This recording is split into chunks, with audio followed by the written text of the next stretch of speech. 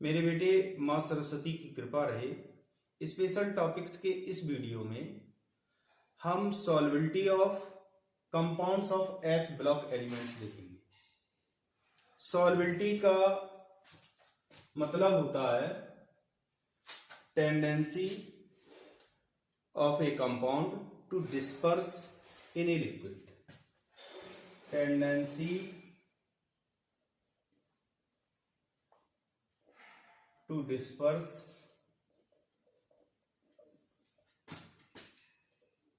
in a liquid is termed as solubility।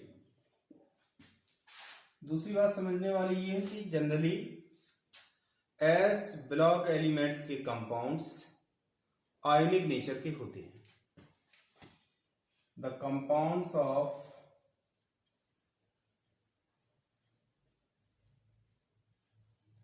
S block elements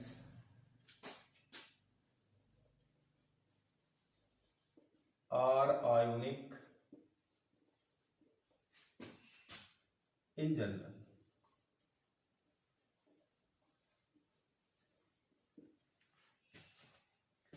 आयनिक होते हैं, इसका मतलब ये है कि इनमें कैटायन और एनायन का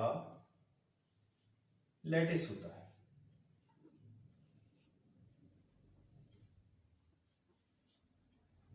और जब इनका फॉर्मेशन होता है उस समय एनर्जी रिलीज होती है और रिलीज्ड अमाउंट ऑफ एनर्जी को लैटिस एनर्जी कहते हैं।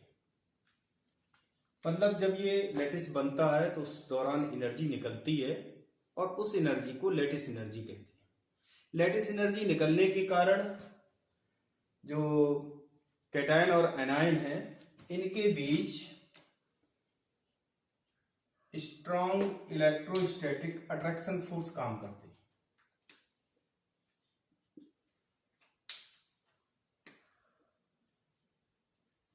स्ट्रॉन्ग इलेक्ट्रोस्टैटिक अट्रैक्शन काम करता है।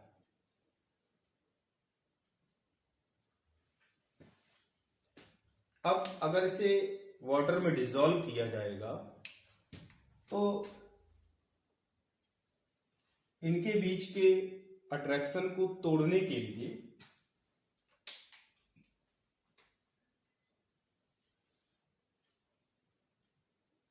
To break lattice energy required होगी।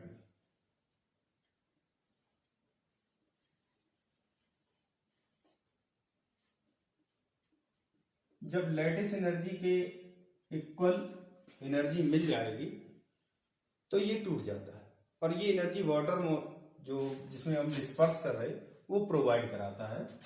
लैटिस एनर्जी प्रोपोर्शनल होती है charge at cation into charge at anion upon distance between cation and anion, which will be equal to radius of cation plus radius of anion।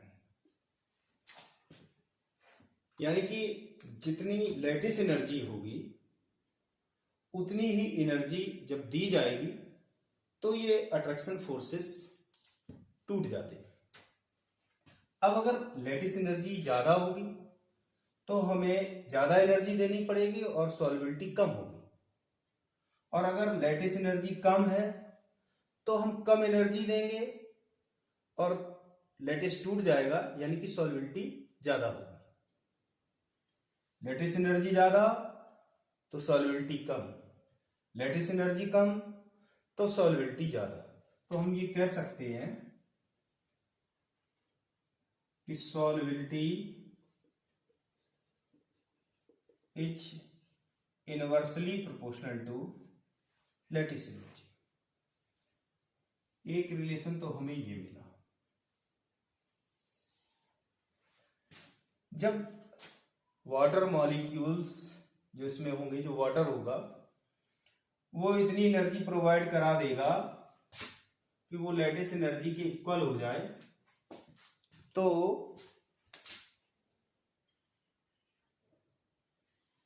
Water molecules की provide की गई energy से ये cation और anion में टूट जाते हैं। इस प्रोसेस से हाइड्रेशन होगा, मीन टू से H2O मॉलिक्यूल्स अटैच होंगे। H2O को अगर हम लिखें तो हम इस तरीके से लिख सकते हैं, O पर नेगेटिव चार्ज होता है और H पर पॉजिटिव चार्ज होता है। या इसे अगर हम लिखें तो हम इस तरीके से लिखे दे रहे हैं, तो जो पॉजिटिवली चार्ज आयन बना मीन टू से कैटायन, वो वाटर मॉलिक्यूल के नेगेटिवली चार्ज एंड को अट्रैक्ट करता है, या इसी को कहते हैं कि हाइड्रेशन होता है। कैटायन से वाटर मॉलिक्यूल अटैच होंगे और जो ऑक्सीजन एटम होगा नेगेटिवली चार्ज एंड वो कैटायन की ओर रहेगा। एनायन का भी हाइड्रेशन होगा और इसे चारों ओर से वाटर मॉलिक्यूल्स घेरेंगे और इसमें चूंकि ये नेगेटिवली चार्ज है इसलिए पॉजिटिवली चार्ज हाइड्रोजन इसकी ओर होंगे। वाटर मॉलिक्यूल्स का अटैच होना कहलाता हाइड्रेशन। हाइड्रेशन का मतलब हुआ कि इनके बीच टेम्परेरी बॉन्डिंग है और जब भी कहीं बॉन्डिंग होती है तो एनर्जी रिलीज होती है। कुल मिलाकर के बात इतनी है कि हाइड्रेशन होगा और उससे एनर्जी रिलीज होगी। ड्यू टू टेम्परेरी बॉन्डिंग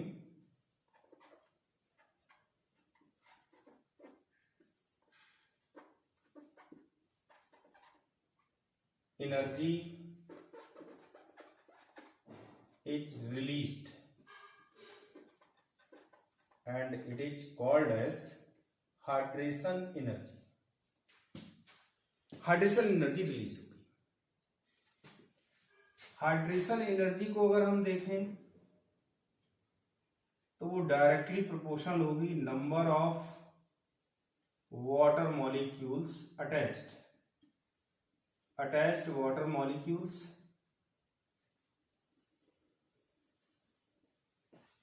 क्योंकि जितने ज्यादा वाटर मॉलिक्यूल्स अटैच होंगे hydration energy released amount of energy ज्यादा होगी, मीन टू से हाइड्रेशन एनर्जी ज्यादा होगी। और number of attached water molecules इस बात पर डिपेंड करेगा कि इसकी चार्ज डेंसिटी कितनी है, मीन टू से 5 पर डिपेंड करेगा। तो जो 5 होता है उसकी वैल्यू होती चार्ज अपॉन रेडियस। अब अगर हम देखें एक रिलेशन हमको ये मिल गया,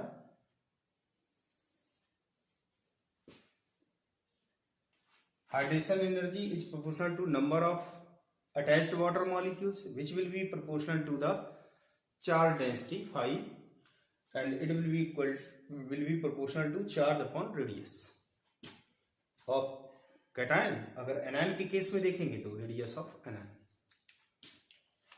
हाइड्रेशन एनर्जी अगर ज्यादा होगी तो वो इस जो लैटिस है उसको तोड़ने में मदद करेगी, यानी कि लैटिस जल्दी टूटेगा, या हम ये कहें वाटर मॉलिक्यूल्स में डिस्पर्सन इजी हो जाएगा।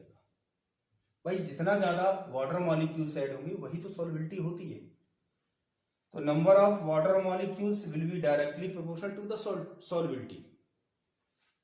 Number of attached water molecules is directly proportional to solubility, या हम ये कहें कि solubility is proportional to hydration energy, क्योंकि जितनी ज्यादा हाइड्रेशन एनर्जी होगी वो इस लैटिस को तोड़ने के लिए हेल्पफुल होगी। तो ये सपोर्ट करता है लैटिस को तोड़ने में हाइड्रेशन एनर्जी, और जो लैटिस एनर्जी है वो ज्यादा होगी तो लैटिस नहीं टूटेगा, कम होगी तो टूटेगा, मतलब अपोज करती है लैटिस को तोड़ने में। अब हम टॉप टू बॉटम देखें। टॉप टू बॉटम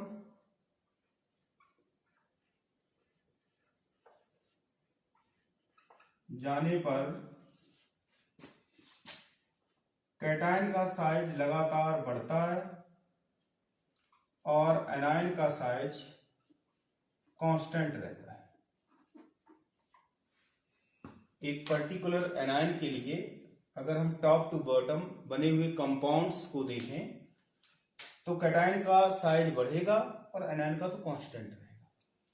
अब कैटायन का साइज बढ़ रहा है तो lattice energy top to bottom जाने पर कैटायन का साइज बढ़ा और एनायन कांस्टेंट है, तो एनायन कांस्टेंट और कैटायन का साइज लगातार इंक्रीज हो रहा, इसलिए आर की वैल्यू इंक्रीज होगी और आर लैटिस एनर्जी के एंटी प्रोपोर्शनल है, इसलिए जब आर बढ़ेगा तो लैटिस एनर्जी कम होगी। अगर हम हाइड्रेशन एंथैल्पी पर देखें या हाइड्रेशन एनर्जी को देखें तो टॉप टू बॉटम जाने पर कैटायन का साइज बढ़ रहा है। कैटायन का साइज बढ़ने से फाई की वैल्यू कम होगी क्योंकि फाई कैटायन के साइज के एंटी प्रोपोर्शनल है, और जब फाई की वैल्यू कम होगी तो number of attached water molecules कम होगा। Number of attached water molecules कम होगा तो हाइड्रेशन एनर्जी भी कम होगी। लैटिस एनर्जी सॉल्युबिलिटी के एंटी प्रोपोर्शनल होती है, इसलिए जब लैटिस एनर्जी कम होगी तो सॉल्युबिलिटी बढ़ेगी,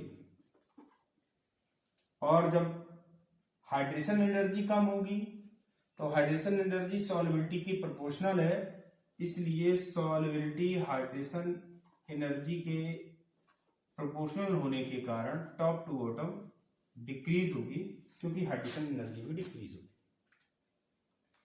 अब इन दोनों में यदि लैटिस एनर्जी डिसाइडिंग फैक्टर होगा तो टॉप टू बॉटम जाने पर सॉल्युबिलिटी इंक्रीज होगी, और अगर हाइड्रेशन एनर्जी डिसाइडिंग फैक्टर होगा तो टॉप टू बॉटम जाने पर सॉल्युबिलिटी डिक्रीज होगी।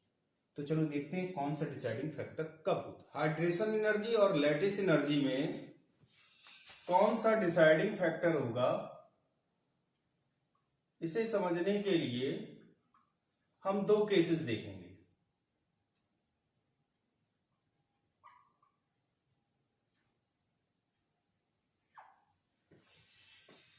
केस फर्स्ट है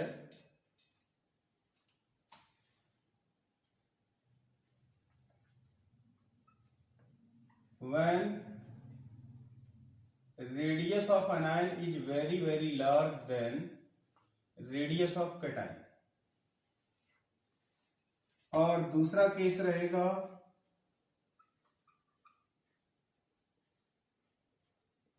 when radius of anion is approximately same to the radius of cation।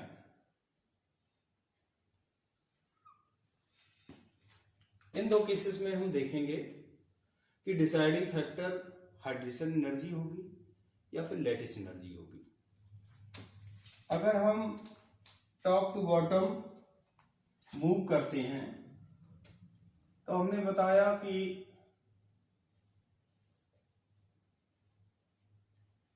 Lattice energy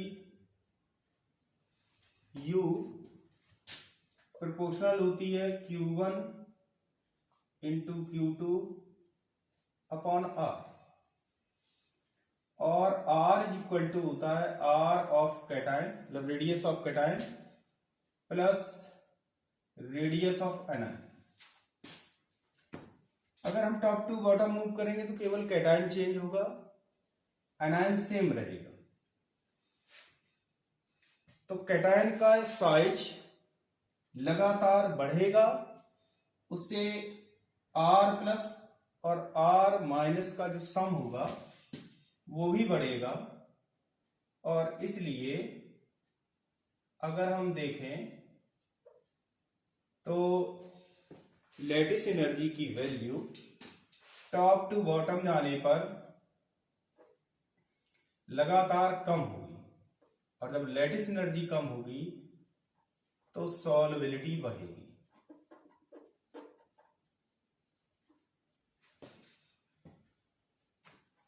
अब अगर हम टॉप टू बॉटम मूव करते हैं और मान लिया कैटायन टॉप पोजीशन पर जो कैटायन का साइज है वो ये है। एनायन मैंने बताया काफी बड़ा होता है, तो टोटल आर अगर हम देखेंगे, आर की value which will be equal to R plus R minus, ये हमने जो टॉप पर एलिमेंट है उसके द्वारा बने हुए कंपाउंड के लिए आर की वैल्यू निकाली और वो होगी आर प्लस आर माइनस। और जो कैटायन नीचे होगा, बॉटम पर होगा, उसका साइज बढ़ेगा, इससे बढ़ेगा लेकिन बहुत ज्यादा नहीं बढ़ता, बढ़ता तो है और दोनों ही सिचुएशंस में ये सेम रहेगा। तो अगर हम बॉटम वाले के लिए देखेंगे, बॉटम वाले कैटायन के लिए, तो उस सिचुएशन में आर की वैल्यू, कैटायन का साइज बढ़ गया है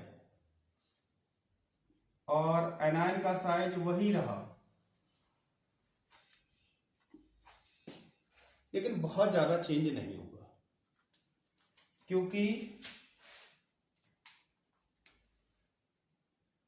आर की value, R minus mean to से रेडियस ऑफ कैटायन की वैल्यू काफी ज्यादा है, तो इन दोनों का जो सम होगा दोनों ही सिचुएशंस में उसमें डिफरेंस होगा क्योंकि आर प्लस की वैल्यू बढ़ रही, लेकिन बहुत ज्यादा डिफरेंस नहीं होगा। As anion is very large than cation,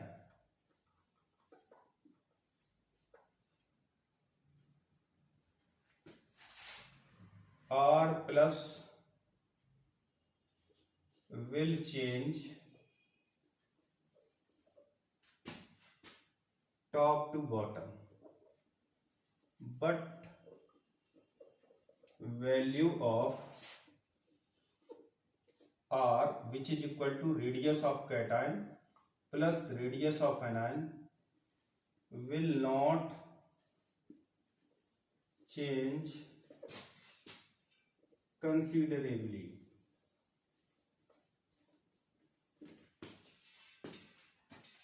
So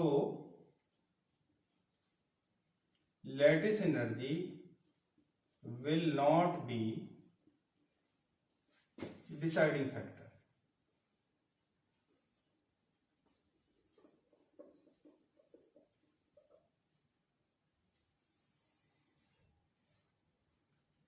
अब जब लैटिस एनर्जी डिसाइडिंग फैक्टर नहीं होगी तो हाइड्रेशन एनर्जी डिसाइडिंग फैक्टर होगी। This implies hydration energy will be deciding factor।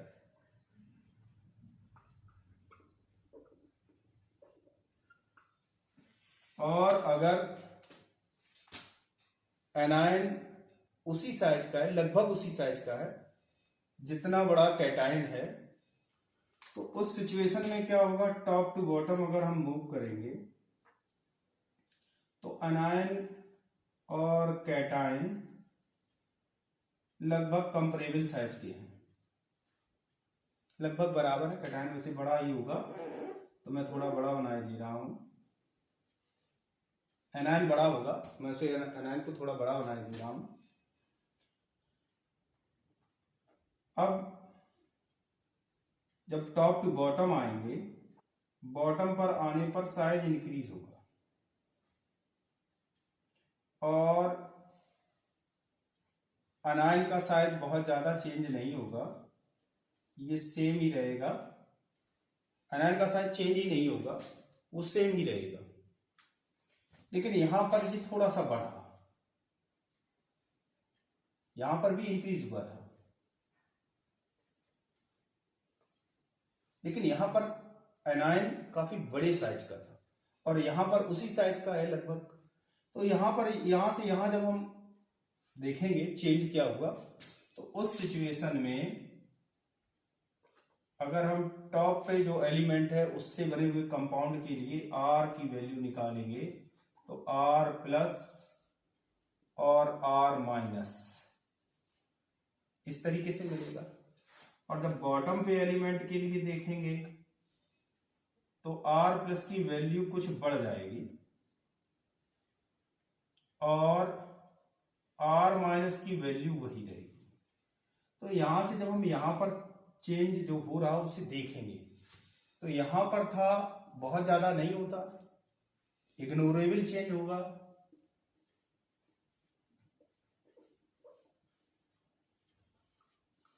क्योंकि दोनों का सम देख रहे हैं और ये काफी बड़ा है, अगर इस वैल्यू में चेंज होगा भी तो वो लगभग इग्नोरेबल। यहां पर ये दोनों सेम साइज के हैं तो यहां से यहां जब हम आएंगे तो साइज बढ़ेगा तो अब इग्नोरेबल नहीं होगा, नॉट इग्नोरेबल। और जब ये इग्नोरेबल नहीं होगा, इसलिए इस सिचुएशन में, इस कंडीशन में मैं यहां पे एरो करके लिख रहा हूं as change in value of R which is equal to radius of cation plus radius of anion is considerable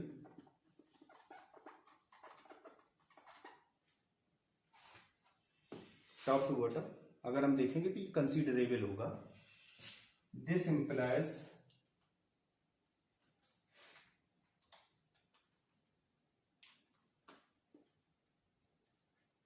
lattice energy will be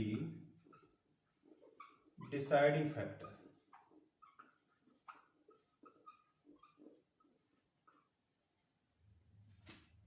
एक बात तो ये निकल के आई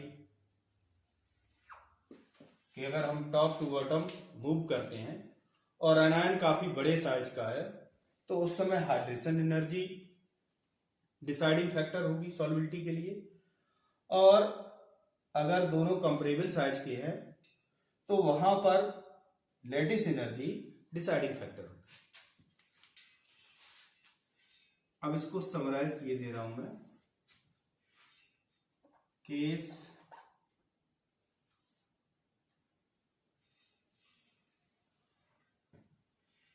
डिसाइडिंग फैक्टर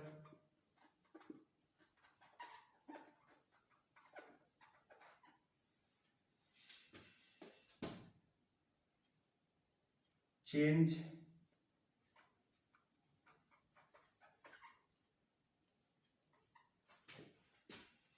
और सॉल्युबिलिटी।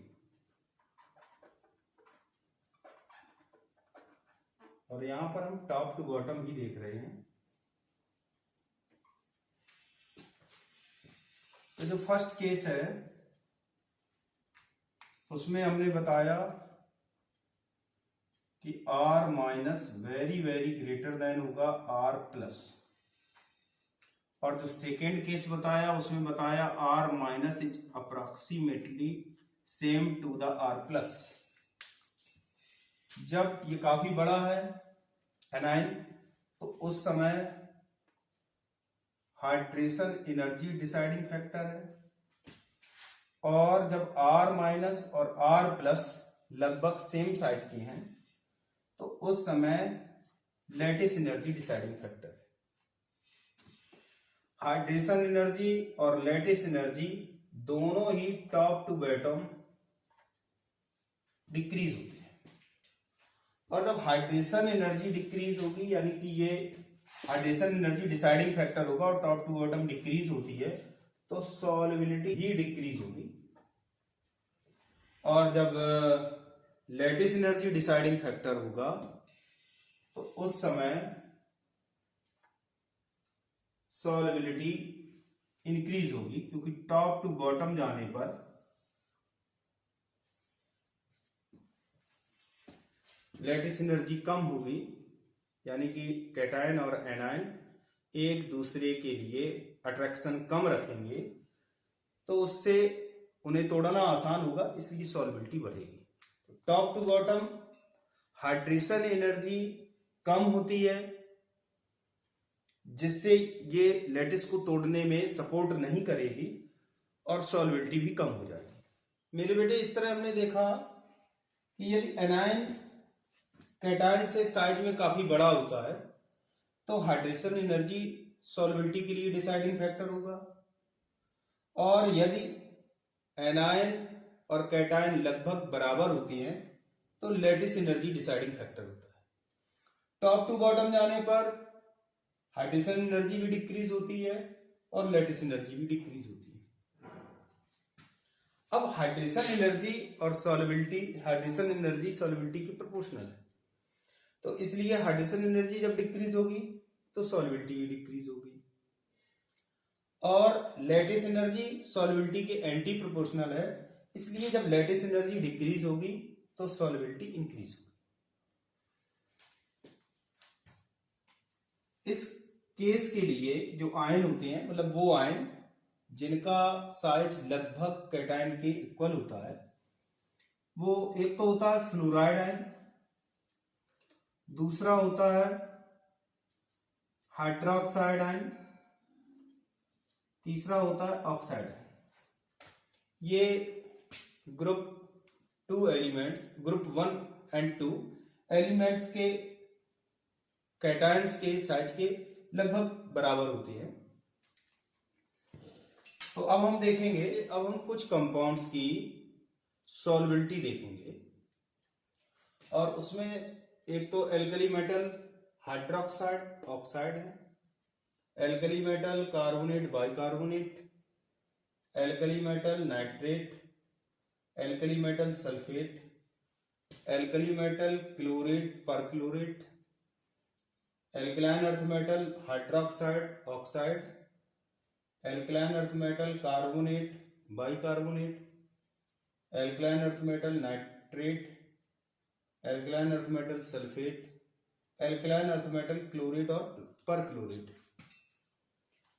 इन सभी की सॉल्युबिलिटी देखनी है वाटर में क्या होगी।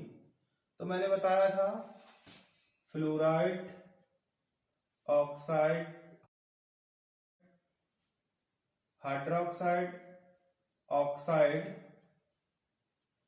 आयन होने पर डिसाइडिंग फैक्टर लैटिस एनर्जी होता है, और टॉप टू बॉटम जाने पर लैटिस एनर्जी डिक्रीज होती है। सॉल्युबिलिटी लैटिस एनर्जी के एंटी प्रोपोर्शनल होती है, इसलिए सॉल्युबिलिटी इंक्रीज होगी टॉप टू बॉटम। और साथ ही साथ मैंने ये भी बताया था कि जो अदर एनायंस हैं उनमें डिसाइडिंग फैक्टर होता है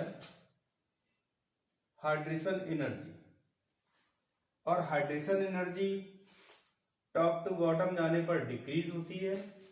हाइड्रेशन एनर्जी और सॉल्युबिलिटी एक दूसरे के डायरेक्टली प्रोपोर्शनल होती हैं, तो solubility is directly proportional to hydration energy, so solubility will decrease.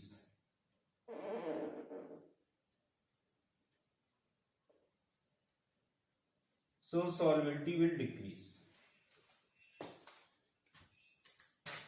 इन दोनों केसेस में हाइड्रोक्साइड और ऑक्साइड, हाइड्रोक्साइड और ऑक्साइड, इसमें लैटिस एनर्जी डिसाइडिंग फैक्टर होगा। रेस्ट केसेस में हाइड्रेशन एनर्जी डिसाइडिंग फैक्टर होगा। इसमें हाइड्रेशन एनर्जी डिसाइडिंग फैक्टर होना चाहिए in case of alkali metals, लेकिन ये ऐसा ना हो करके इनमें लैटिस एनर्जी ही डिसाइडिंग फैक्टर होती है। और उसका कारण ये है कि जब एल्कली मेटल्स में हम टॉप टू बॉटम आते हैं तो size of cation randomly increase होता है, बहुत ज्यादा इंक्रीज होता है, इसलिए यहां पर लैटिस एनर्जी ही डिसाइडिंग फैक्टर होगा। तो जब लैटिस एनर्जी डिसाइडिंग फैक्टर, और मैंने बताया lattice energy top to bottom जाने पर डिक्रीज होती है, इसलिए सॉल्युबिलिटी इंक्रीज होगी। तो solubility top to bottom increase होगी। जब इंक्रीज होगी तो इसका मतलब है इससे ज्यादा इसकी,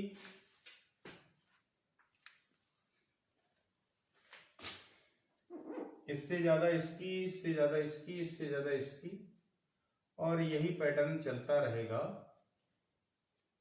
लगातार,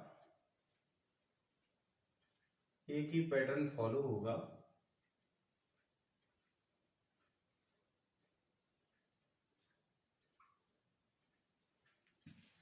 यहां तक तो लैटिस एनर्जी डिसाइडिंग फैक्टर था। अब डिसाइडिंग फैक्टर है हाइड्रेशन एनर्जी, और hydration energy top to bottom कम होती है। हाइड्रेशन एनर्जी और सॉल्युबिलिटी डायरेक्टली प्रोपोर्शनल होते हैं, इसलिए सॉल्युबिलिटी भी कम होगी।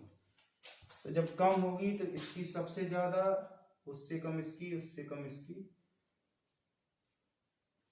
और पैटर्न ये हो जाएगा।